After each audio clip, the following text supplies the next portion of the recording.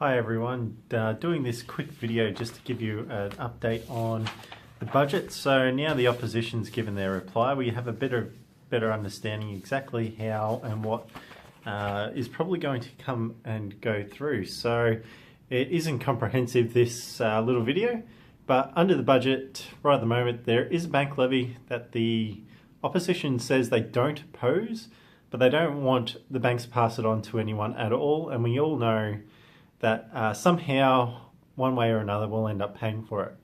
The opposition also has opposed the removal of the 2% debt levy on the high income earners, so that's the people who are making over $180,000 per annum. Right at the moment, that's in place. It's due to end at this end of this financial year. Now, right at the moment, I don't see them being able to really oppose or do anything about it because as it was put into law, it actually did have an end date, that being the 30th of June this year. So unless they can get a passage of new law where it stays in place, it will be getting removed, and I don't see them getting the support to have that happen.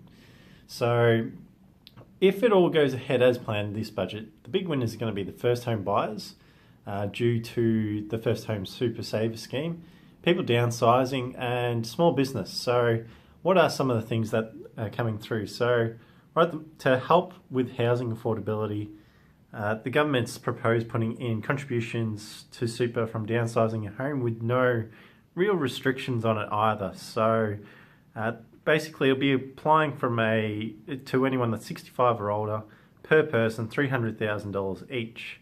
It goes over every other cap, and there's no restrictions on it being able to go into super. So however, if you are at the $1.6 million cap, you can still contribute to your super fund. You just won't be able to use it to help fund your pension within super. Right at the moment, we don't actually know how this money will be treated from an assets test point of view for eligibility for the age pension. So we're still really finding out a bit about how all this works.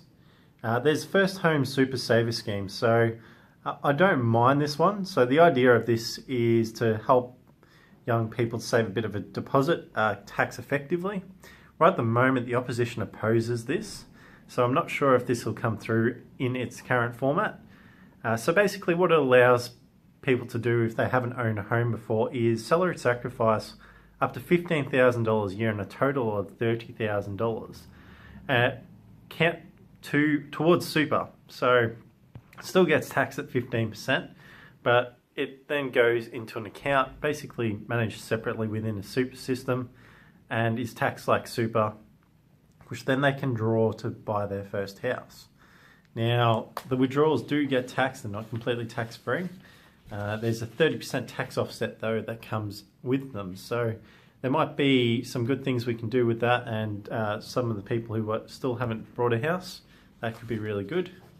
A couple of other things that they're bringing in as well. There'll be a Medicare levy increase. That won't be until the 1st of July 2019.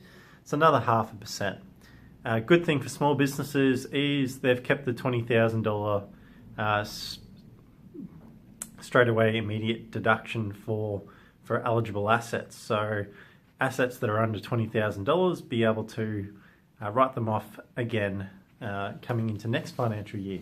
So that was due to end at the end of this financial year, and it's not going to, which is great. There are a couple other things as well.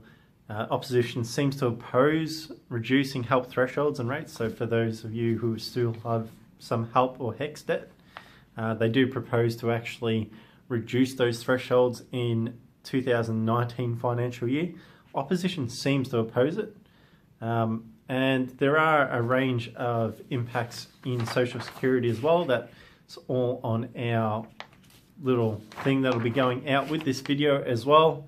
And thanks guys for another budget gone. Not quite as controversial as last year's budget, but overall I think pretty good budget this year, and I plan to see most of this go through as it stands.